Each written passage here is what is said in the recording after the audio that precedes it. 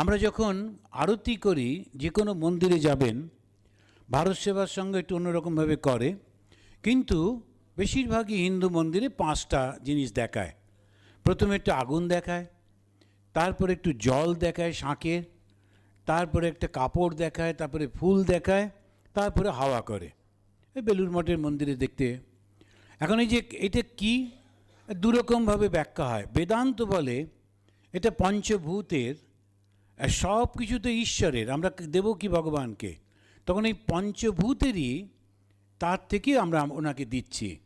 তা শীতি, সেটা পৃথিবী, তার হচ্ছে ফুলটা। অপ জল, সেটা ওই শাঁখের মধ্যে রয়েছে।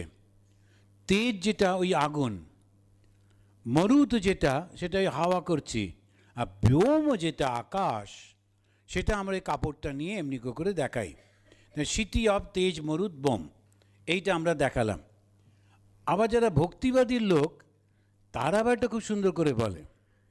তারা বলে যে যখন কৃষ্ণ গরু নিয়ে ফিরছেন এবং কৃষ্ণের বন্ধুরা গোপ বালকরা, তখন অন্ধকার অন্ধকার হয়ে গিয়েছে, মারা তখন আলো নিয়ে দৌড়ে গিয়ে তার পা থেকে মাথা পর্যন্ত ভালো করে দেখে যে কোনো কাটাকুটি আছে কি না, ছড়ে মরে গেছে কি না।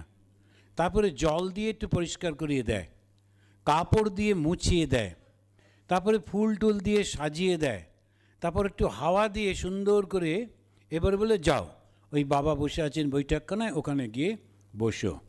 এটা বৈষ্ণবদের ভাব।